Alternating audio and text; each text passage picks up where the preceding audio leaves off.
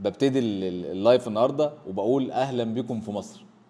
اهلا بكم في مصر بتعيين اسلام الشاطر. تمام. بتعيين الكابتن اسلام الشاطر مدير كرة لمنتخب 2005 اللي هو منتخب الناشئين في منتخب مصر. فده بداية كده يعني ايه لذيذة، لازم نبتديها ونتكلم فيها شوية بقى وبهدوء كده وبكل لطافة. لازم نعرف مين هو اسلام الشاطر. اسلام الشاطر هو رجل الاهلي. اسلام الشاطر اللي كان عنده برنامج في قناة الاهلي مسخر فيه كل مجهوده للتقليل من الزمالك والهجوم على الزمالك والهجوم على لعيبه الزمالك والاشاده بالنادي الاهلي وقد ايه النادي الاهلي نادي عظيم. فالنهارده بيتكافئ اسلام الشاطر وبقى مدير الكوره لمنتخب 2005. القرار ده يبين لك قد ايه الكوره ماشيه في البلد، ويرجعك لكلام محمود الشامي من اسبوع مع ابراهيم فايق لما طلع وقال لك احنا بنعين بالمجاملات، كل عضو بيجيب الناس اللي ايه اللي له في اتحاد الكوره، بنعين اللاعب ده او الشخص ده في المكان ده مجاملة لينا، كل واحد من المجلس بيجيب له 3 4 يعينهم زي ما هو عاوز. فالنهارده تم تعيين اسلام الشاطر وبيرد على كلام محمود الشامي وبيرد على الناس كلها على كميه الفساد اللي بتحصل في الدوري المصري. اسلام الشاطر لما يفتح المعسكر بعد كده يا جماعه ويمضي اي لاعب للنادي الاهلي محدش يرجع يقول انتوا بتعملوا ايه. وده الرساله دي موجهه لمجلس اداره نادي الزمالك، ان انتوا يا جماعه خلي بالكم اللي بيحصل ده وعدم رد فعل الزمالك ده يعني علامه استفهام كبيره قوي. ان انت ما تتكلمش وسايب الامور كده في اتحاد الكوره. الاهلي بيعمل كل اللي هو عاوزه لدرجه ان هو بيعين اسلام الشاطر، الراجل اللي هو اصلا كان في قناه فئويه بيدعم النادي الاهلي. ما بيحصلش في اي دوله في العالم اللي بيحصل ده. يعني السؤال دلوقتي هيبقى شغال زي في قناه الاهلي ومدير المنتخب مع بعض؟ حد يقدر يفهمني؟ يعني دلوقتي اسلام الشاطر هيشتغل ازاي في قناه الاهلي وهيبقى في نفس الوقت هو مدير لمنتخب مصر؟ هل هو دلوقتي اسمه منتخب مصر؟ يعني هيقبض من الخطيب ولا هيقبض من البلد؟ هيبقى ولاؤه للخطيب ولا هيبقى ولاؤه للبلد؟ انا سؤال بس عايز حضراتكم تجاوبوني عليه. اسلام الشاطر هيبقى ولاؤه للخطيب ولا هيبقى ولاؤه للبلد؟ ده سؤال مهم جدا، لازم نعرفه. هيبقى ولاؤه لمنتخب مصر ولا هيبقى ولاؤه للنادي الاهلي اعظم نادي في الكون؟ ده حاجه لازم كلنا نبقى فاهمين. وفي الاخر يقول لك زملكه الدوله. هل اللي انتوا شايفينه ده زملكه؟ هل اللي انتوا شايفينه ده زملكه؟ مستحيل تبقى زملكه. مستحيل تبقى زملكه. الدوله ماشيه في خطى ثابته ان هي بتدعم النادي النانوس اللي هو طول عمره بيدعمه. فهتلاقي دلوقتي واحد هربان بره ارهابي يطلع يقول لك زملكه الدوله وشويه القطيع يمشي وراه.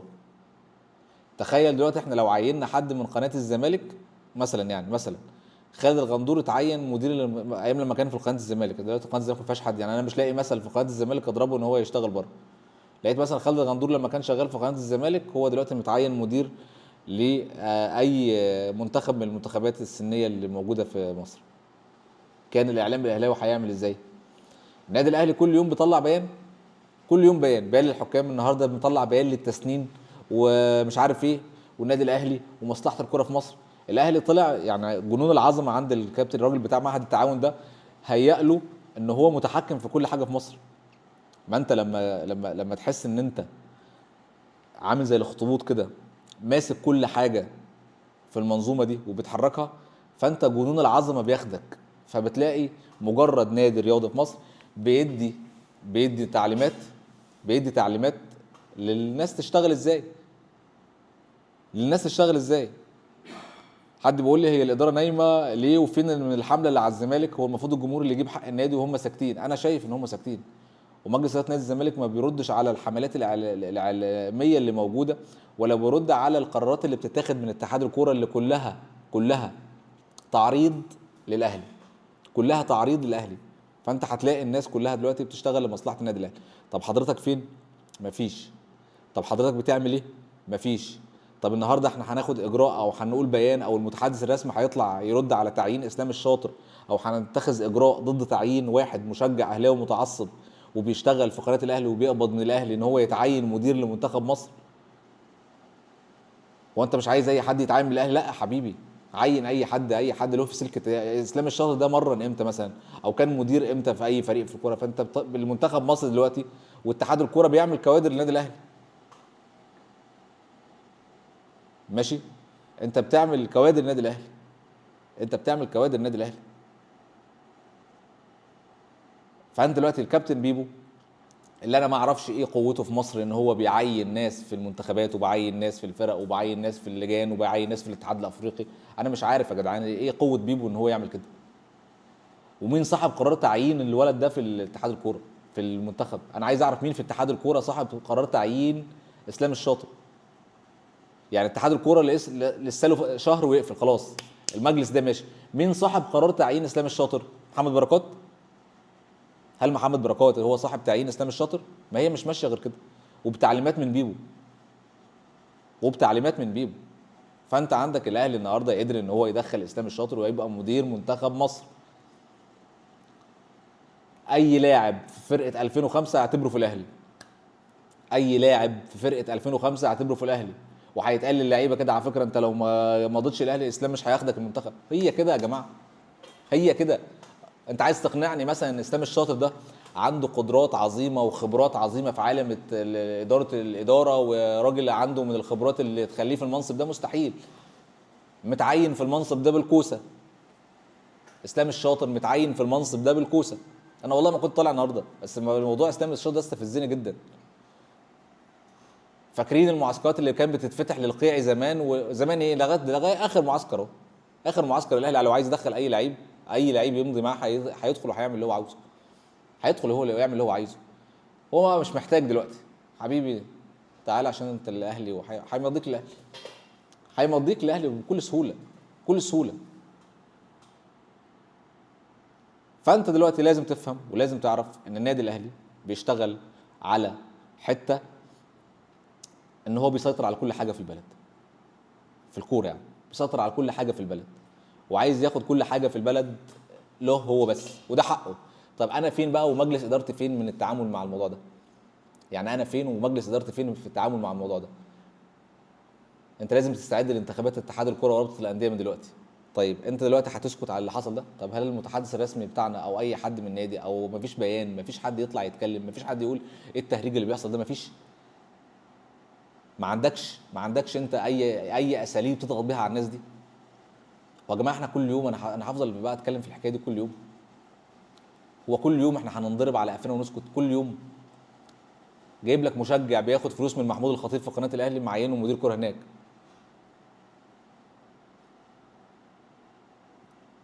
فانا مش فاهم مين صاحب القرار، مين اللي بيدير الكوره في مصر، مين اللي عايزنا ننزل للمنحدر ده، تمام، ونزلنا المستنقع ده اكتر من كده؟ مين؟ مش فاهم، انا مش عارف ولا قادر افهم وخلاص. يعني الموضوع بالنسبه لي بقى يعني ايه، حاجه ممله وحاجه محبطه، ومفيش حد عايز ياخد قرار في البلد ديت ان هو ينظف. مش عارف ليه نظفوا الرياضه، نظفوا الرياضه لما واحد، انا اسف خريج معهد التعاون بيتحكم في الناس دي كلها، بيتحكم في الناس دي كلها، مع احترامنا له الاخلاق والطيبه والاسطوره والمبادئ وكل الحاجات اللذيذه ديت، بس انت بتتحكم في الرياضه، انت خربت الرياضه في مصر. اصل هو مؤدب واخلاق، المؤدب واخلاق دوت خاطف منك كهربا وخاطف منك امام عاشور، وبيلعب معاك كل الاساليب الملتويه عشان ياخد منك البطولات. ده المؤدب والاخلاق والاسطوره للناس بس انا مش شايف، انا مش صراحه مش شايف اي زملكاوي مخدوع في محمود الخطيب. ومشغلين لجان، ولجان بتشتم في الناس، ولجان بتضغط على الناس، وحكام بتضغط على فينا، ومش عارف اللجنه الفلانيه هنا. لا لا لا لا لا، دي عمرها ما كانت رياضه. وانت لما بتكسب بالطريقه ديت انت بتكون مستريح، انت بتكون ضميرك مستريح. يعني لما خدت الرياضه ونزلت بيها في المستنقع ده ومش عارفين نطلع من الطين اللي احنا اتغرزنا فيه ده، انت مبسوط؟ يعني انت مبسوط وعلى قلبك زي العسل؟ مش فاهم الامور ماشيه ازاي، ولا عارف الامور ماشيه ازاي. لكن ده جاي من قناه الاهلي، قناه الاهلي اللي بتتكلم عن الزمالك اكتر ما قناه الزمالك بتتكلم على الاهلي. تخيل بقى. يعني دلوقتي عندك قناه الاهلي بتتكلم عن الزمالك وبتناقش المشاكل الزمالك، وبتناقش الحاجات اللي بتحصل في ماتشات الزمالك اكتر من قناه الزمالك نفسها. تخيل. كابتن بتاعهم المطرود من اون تايم سبورت بص محتوى الزمالك، ما هو ما حدش هيشوفه حبيبي، محدش هيشوفه في القناه بتاعته لو ما عملش كده. يعني هو محدش هيشوفه، لكن هو هيعتمد بقى على البوم والطخ واللي مش عارف ايه، وعشان يبقى يتشاف والناس تبقى زي الفل ويعمل نسب مشاهده. وده برضو علامه استفهام كبيره جدا على الناس عندنا في قناه نادي الزمالك. شوبير في قناه الاهلي محتوى الحلقه كله زمالك، وانت ممنوع تجيب اسم الاهلي. انت ممنوع تجيب اسم الاهلي. انتوا خايفين من مين؟ انا عايز افهم انتوا خايفين من مين. الناس في قناه الزمالك خايفه من مين؟ يعني انتوا خايفين من مين؟ انا عايز افهم. انا عايز افهم والله. عاوز افهم انت خايف من مين لما قناه المنافس كل يوم مستلماك، وانت ما تقدرش تذكر اسم حد من الاهلي عندك. طب ايه السبب؟ طب ما تقفلوها يا جدعان، اقفلوا القناه دي. يعني انت لو هتفضل كده شغال في شغل الناس الملتزمه المتزنه، لا لا لا، اقفل القناه دي، لانك انت الناحيه التانيه مستهدف. في واحده رداحه هناك قاعده بتردح لك طول النهار وبتغلط فيك وبتستفزك وبتلقح وبتقل ادبها، وانت الناحيه التانيه ما تقدرش تجيب اسم اي حد هناك. يعني انت الناحيه التانيه ما تقدرش تجيب اسم اي حد هناك. ما شوبير وقناه الاهلي بيتكلموا على الزمالك اقسم بالله اكتر من قناه الزمالك. طب انت حضرتك في قناه نادي الزمالك، انت شغلتك ايه؟ يعني انت جاي بتعمل ايه حضرتك؟ فهمني دورك ايه في القناه، عشان بس انا ما بتفرجش عليها ولا بشوف اي دور لقناه الزمالك ان هي بتساعد النادي. طب وبعدين هنوصل لفين؟ هنوصل لفين بالشكل ده؟ انا بقول لك اهو، انت عندك مشكله كبيره جدا. انت عندك مشكله كبيره جدا في تناول الزمالك الاعلامي حتى من قناه النادي. وقلت كل يوم وهفضل اقول لازم تعمل لجنه لرصد التجاوزات الاعلاميه ضد نادي الزمالك، واللي بتتناولك انت بشكل شخصي انت ومجلس ادارتك. فانت لازم ترد. هتعرف ترد؟ اشك. هتعرف تعمل لجنه؟ اشك. واتمنى ان الكابتن حسين نفسه يتدخل في الملف ده، لان قناه نادي الزمالك مش ممكن كده. انت جايب لي مراسل قاعد وماسك البرنامج الرئيسي، مع احترامنا للمينا واحترامنا للناس والاسماء كلها، وفي الاخر اقول لك التعصب. تعصب ايه بس؟ تعصب ايه؟ وقناه النادي بتتكلم عنك اكتر ما بتتكلم عن ناديها. امبارح شوبير طالع بيقول لك انا هتكلم على الخطا بتاع الزمالك اللي هي ضربه الجزاء الاخيره دي. طب الزمالك له ضربتين جزاء اللي ضده ما فيهمش حاجه. لا لا لا، ماليش دعوه، انا هتكلم على دي بالذات. ايه الشغل ده؟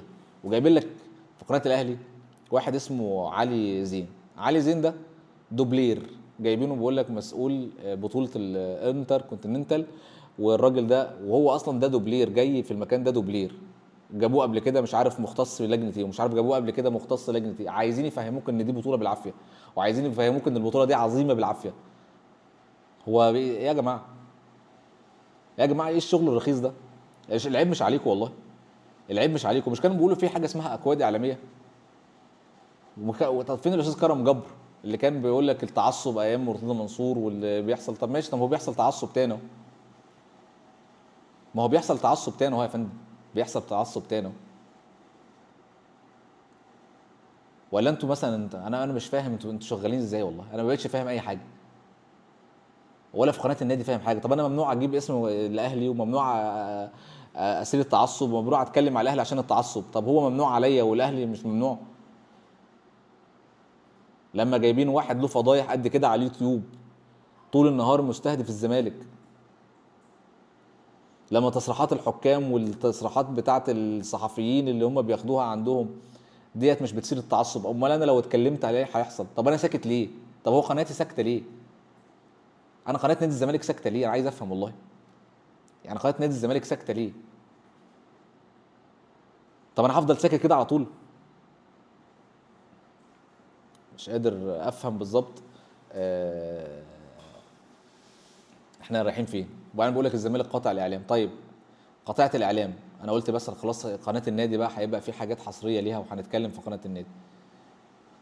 لقيت الموضوع مش ماشي كده، مفيش قناه نادي.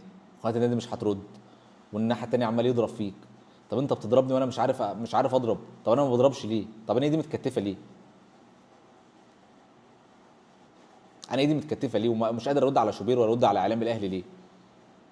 ومواقع الاهلي ليه؟ وبتعامل مع الناس دي ليه؟ طب يا جماعه ما عرفونا ان احنا مش هنتعامل مع الناس دي بعد كده وخلاص يا جماعه واقفل القناه، اقفل القناه واعتمد على السوشيال ميديا اللي هو زيي وزيك والناس دي كلها هي ترد على الناس دي. يعني انا بقول لك دلوقتي اهو، احنا ساكتين ليه؟ برضو انا في سؤال اقسم بالله العظيم بقالي 3 4 ايام انا هتجنن، وعلى فكره انا عمال اعيد في الكلام كل يوم. يا جماعه اعملوا لجان عشان نرد على الاهلي، مش لجان بقى اشخاص، لجان رصد اللي هي ترصد كل التجاوزات الاعلاميه اللي بتحصل ضدك. واسمع النهارده ان هم ايقاف اسلام صادق. طب اسلام صادق اتوقف ليه؟ عشان مش على مزاج الاهلي، عشان الاهلي زعلان منه، عشان الكابتن بتاع معهد التعاون زعلان منه. طيب يا بتاع معهد التعاون، انتوا مش شايفين ابراهيم سعيد؟ مش شايفين ان ابراهيم سعيد اللي عمال يجيب عيال اللي ملهاش لازمه، رضا العزب ومش عارف اشكال كده بما يعلم بقى لربنا؟ طب انت وقفت اسلام صادق ليه؟ انا لسه برضو ما اتاكدتش، بس انا بقول لك ايقاف اسلام صادق. طب اسلام صادق اتوقف ليه؟ طب انت ما بتشوفش الناحيه الثانيه هشام بتاع قناه النهارده، وابراهيم سعيد، ورضا العزب، واشكال ما يعلم بها الا ربنا، واحمد بلال؟ انتوا ما بتشوفوش الناس دي؟ انتوا طالعين علينا شوبير في قناه الاهلي يضرب في الزمالك وانا مش عارف ارد عليه، ولو حد اتكلم بتوقفوه. هاني حتحوت قاعد طول النهار يجيب لك لعيب الزمالك، مش عارف يجيب محمد طارق، يجيب مش عارف ياسر مش عارف مين، يجيب طب انت ليه ما جبتش على مرات علي معلول اللي كان بتردح للاهلي على السوشيال ميديا من يومين؟ ما جبتش ليه؟ الناس دي ما بتجيش ليه؟ ولا هو الزمالك بس اللي هو مستباح؟ ويجي واحد براس حمار اسمه علاء صادق يقول لك يا باشا ده زملكه الدوله، وتلاقي قطيع ماشي وراه. مشكله كهرباء حد فيكم اتكلم عليها؟ مش هيتكلم عليها. طب انت مسكت ثلاثي الزمالك وابراهيم عبد الجواد وطلع وكان بيزعق لنا وانتوا بوظتوا. يا جماعه انتوا بتلعبوا لمصالحكم الشخصيه، ولا بتلعبوا للزمالك، ولا بتلعبوا للاعلام، ولا بتلعبوا لمصلحه الرياضه في مصر، ولا بتلعبوا لمصلحه الكره في مصر؟ ما تفهمونا، ما تفهمونا، فهمونا الامور دي ماشيه ازاي عندكم. انا مش قادر افهم بصراحه. الاهلي كل موسم بيستغنى عن 20 30 لعيب، ما بشوفش حد بيستضيف واحد فيهم. لكن انت الزمالك واحد ماشي من 3 سنين هاته وخليه يقطع في الزمالك. اشمعنى لعيبه الزمالك؟ واشمعنى الزمالك؟ اشمعنى الزمالك واشمعنى لعيبه الزمالك؟ انا مش قادر افهم ومش قادر استوعب اللي بيحصل، ومش قادر افهم ان مجلس ادارتنا مش قادر لغايه دلوقتي يتعامل اعلاميا مع الناس دي. وايه هو دور قناه الزمالك، وايه هو دور الناس اللي شغالين ميديا في الزمالك؟ طب اوكي انا شفت ان اخر فتره الميديا في الزمالك اتحسنت اوكي وزي الفل، بس لازم نتعامل يا معلم. انتوا لازم في واحد اسمه جمال جبر الناحيه الثانيه ماسك في النادي الاهلي، لازم تواجهه بكل اساليبك. انت مش صغير او انت والنادي ما عندكش امكانيات، لا انت عندك امكانيات، بس انت مش عارف لغايه دلوقتي تتعامل مع الاشكال دي ازاي. الاشكال دي لها تعامل معين لازم تتعامل مع الاشكال دي بيه. قناه النادي الناحيه التانيه يا كباتن في اطر وفي ابواب لازم نطرقها عشان نشتكي الناس دي. يعني لما شوبير يستهدفك وبيتكلم عنك اكتر من قناتك بتتكلم عنك وانت مش قادر تتكلم، برضه مش فاهم ليه. يا عم روح هات احمد جمال يمسك برنامج في القناه، بقول لك هو روح بالاسماء، هو روح هات احمد جمال يمسك برنامج في قناه النادي ويرد على شوبير ويرد على الاشكال دي. هات احمد جمال، اصله كان ايام مرتضى، سيبك بقى من مرتضى وغير مرتضى. هات احمد جمال يرد على الاشكال دي. هات احمد جمال يرد على الاشكال دي، انا بقول لك هو بالاسماء، هات احمد جمال يرد على الاشكال دي. هو جايب حد بيستفزك وحد بيتناولك، هات له حد يستفزه وبيتناوله. على الاقل هات احمد جمال، انا بقول لك على الاقل هات احمد جمال. لان المشكله كان بقول لك مرتضى منصور، طبعا مرتضى منصور ده ابنهم وابن الاهلي وحاجه، يعني كان بيخدم الاهلي فوق الوصف. لكن لما كان بيزعق وبيشتم ويقول الخطيب مش عارف مين وحلميه الزيتون والحاجات يعني اللي كانت بتحصل ديت، ما هو هيقول لك بقى هو كان عنده حق. لان المشكله ما كانتش في مرتضى منصور، لا انتوا يا جماعه لا الزمالك المشكله مش مرتضى منصور مشكله. الزمالك المشكله مش مرتضى منصور مشكله. فانا بتمنى الناس تبقى عارفه في نادي الزمالك وتبقى متاكده في نادي الزمالك ان المشكله مش مرتضى منصور، المشكله الزمالك. فالتعامل باحترام والتعامل الجنتلمان مع الناس وان احنا محترمين وقيمه نادي الزمالك، هم اصلا ما بيتكلموش باي قيمه. وعندهم اللي زي شوبير واللي زي مش عارف اسلام الشاطر واللي زي الناس دي كلها وبيحاربك بالناس دي. طب انت هتحاربه ازاي وقناتك ما بتعملش اي حاجه؟ تناول الاعلام لازمه ثلاثي الزمالك دي كانت كارثه، وتناول الاعلام لمشكله كهرباء دي الكارثه الاكبر، دي الكارثه الاكبر. مش عارف، اتمنى الفتره اللي جايه ان احنا نقدر ان احنا نتعامل مع مشاكلنا ونتعامل مع العراقيل والمطبات اللي بيحطها ليك الراجل بتاع معهد التعاون، لانه هو اللي شغال، مش هكلم اي حد بقى ولا اقول لك لجان جمال ولا لا، هو ده الراجل المسؤول قدامي. محمد اسماعيل مدير الكوره في انبي طالع بيقول لك مشكله زياد كمال مشكله نفسيه، مشكله زياد كمال مشكله نفسيه، وان العقد بتاع اللاعب هو سبب الازمه. طب انت بتقول لي انا، ما تقول لنفسك، قول لنفسك ان انت ما فيش، مش عارف تبيع اي لعيب من عندك لاي دوري، لاي نادي في الدوري الا الزمالك عشان عنده ازمه ماليه، ولو ما فيش ازمه ماليه مش هجيب منك لعيبه، لكن للاسف الازمه الماليه هي اللي حوجتني ليك. خد يا معلم زياد كمال بتاعك ده، مش عايز منك لعيبه تاني، وما تجيبوش من انبي ده لعيبه يا جدعان. كل الانديه مقطع انبي بسبب اللي عامل فتك قوي اللي هو ايمن الشريعه، وفي الاخر ما حدش هيشتري منك لعيبه ولعيبتك كلها انضربت. حتى نيتك مش سليمه، الولا لو كان كويس هو بقى زي الزفت. حتى محمد حمدي جه واتصاب. ده بالنسبه لايمن الشريعه. اتمنى بس في اخر اللايف ده مجلس اداره الزمالك اتعاملوا يا جماعه، لو مش هتقدر تشغل القناه وترد بيها على الاهلي اقفلوها. حرام 50 مليون جنيه ولا 70 مليون جنيه في السنه، ده حرام، الفلوس دي حرام. فانت لو مش هتقدر تشغل قناه، انت كده مشغل قناه مجامله للناس اللي شغاله وخلاص. ماشي. واعمل لجنه للتجاوزات اللي بتحصل ضد نادي الزمالك، واشتغلوا يا جماعه، لان احنا محتاجين ان احنا نشتغل ونرد على الاهلي. لو هنفضل بالشكل ده مستحيل يعني.